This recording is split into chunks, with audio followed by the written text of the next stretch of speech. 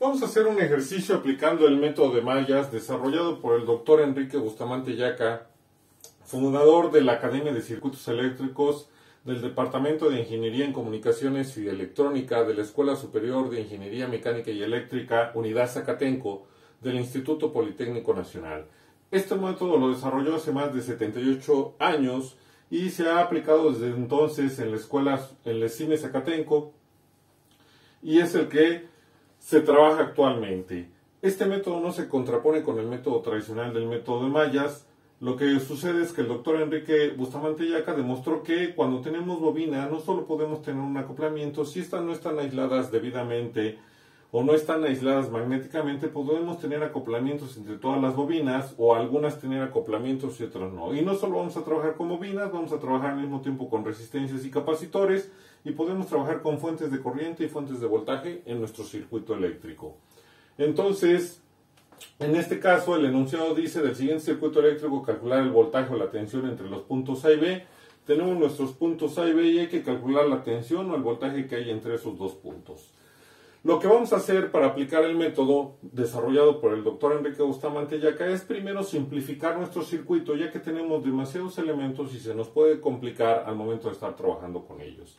¿De qué manera se va a simplificar? Se va a agrupar en cajones de impedancias, estableciendo que el cajón de impedancia como máximo puede tener 3 elementos, recordando que estos deben de ser pasivos, ya que estamos hablando de impedancias. Y estos serían una resistencia, una bobina y un capacitor.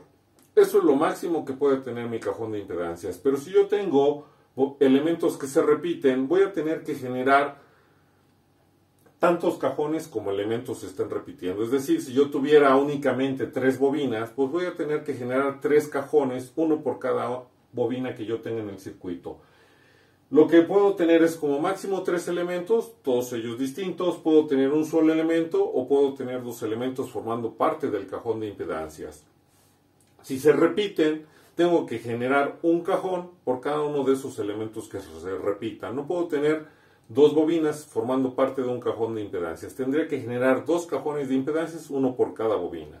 Entonces, ¿qué hacemos? Primero establecemos cuántas mallas tenemos en el circuito. En este caso tenemos, recordando que una malla es una trayectoria cerrada, tenemos una malla, 2 mallas y 3 mallas. El sentido de la corriente de la malla la vamos a asignar en el sentido convencional de la corriente, que como ya se sabe, cuando hay fuentes de excitación es partir del signo más para llegar al signo menos de esa fuente. Las dos fuentes llevan la misma dirección, es por ello que la dirección del sentido convencional de la corriente sería en el sentido antihorario. Tenemos aquí 3 fuentes, pero se puede ver que tenemos 2 fuentes que llevan la misma dirección y una que se contrapone. Entonces vamos a asignar el sentido de la corriente de la malla en el sentido de las 2 fuentes que están en la misma dirección, recordando que es el sentido convencional, siguiendo lo demás para llegar al signo menos, y en este caso sería en sentido horario. Tenemos nuestra última malla en la cual vamos a asignar el sentido de acuerdo a las fuentes que tenemos, que es de más a menos, y sería también en sentido horario.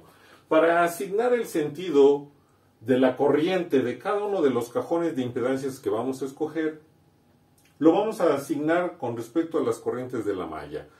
La recomendación es que cuando asignemos sentidos, todos los acoplamientos que se generen de las bobinas que están acopladas nos queden positivos y no negativos. Por sí solo ya sabemos que todos los valores de los acoplamientos siempre son positivos. Jamás va a haber acoplamientos negativos al momento de estar trabajando.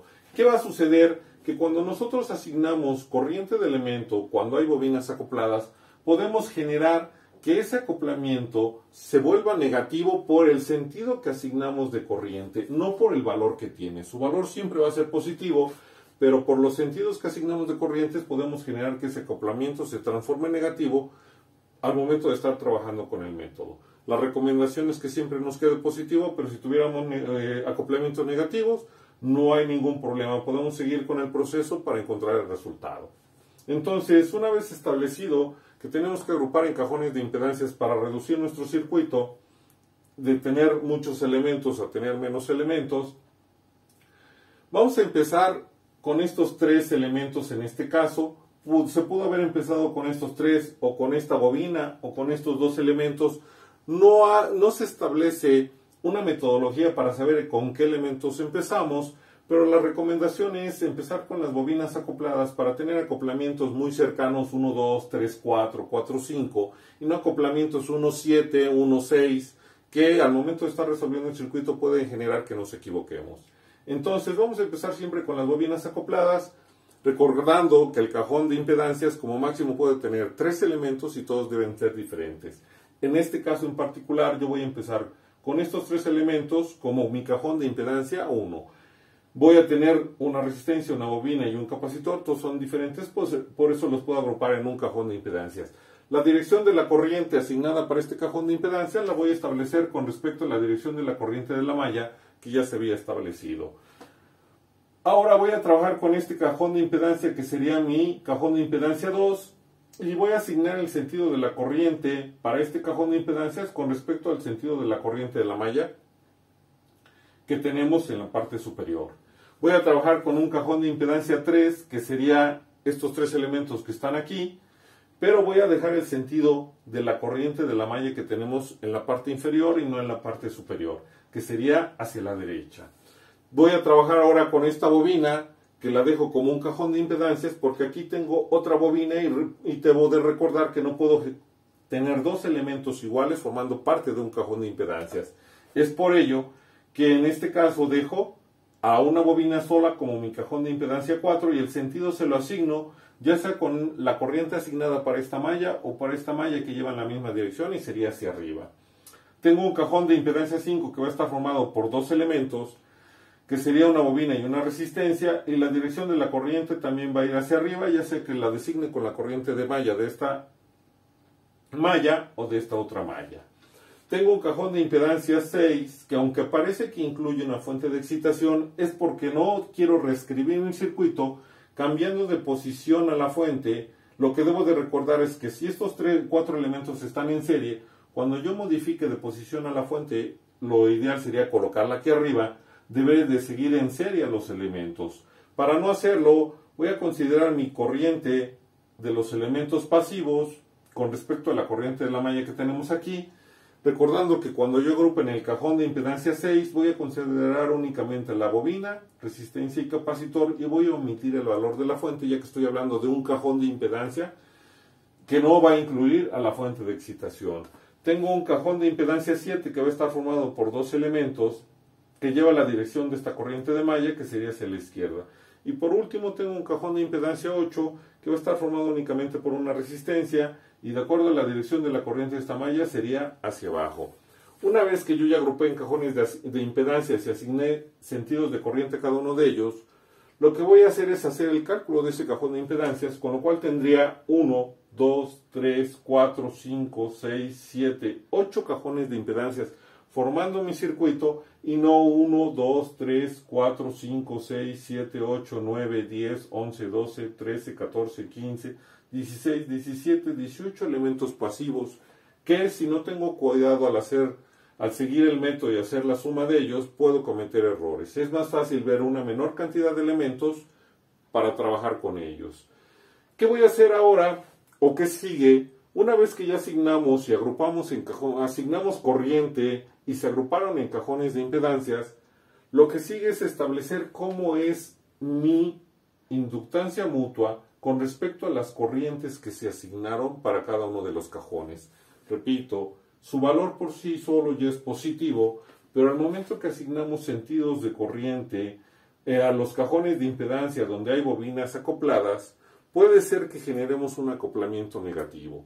¿Cómo vamos a determinar ese valor de acoplamiento? Bueno, cuando nosotros asignamos corriente, el sentido de la corriente a cada uno de los cajones y hay una bobina y está acoplada, nos vamos a enfocar en su marca de polaridad y decimos, por ejemplo en este caso, que mi corriente, si la seguimos, está empezando aquí, lleva esta dirección, primero llega a la bobina, primero la toca, si yo sigo la dirección, y posteriormente sale por la marca de polaridad. En este caso decimos que esta corriente sale por la marca de polaridad. Cuando yo tengo 2 bobinas acopladas, analizo esa corriente y si la corriente que asigné sale por la marca de polaridad en las 2 bobinas, ese acoplamiento lo vamos a seguir considerando positivo.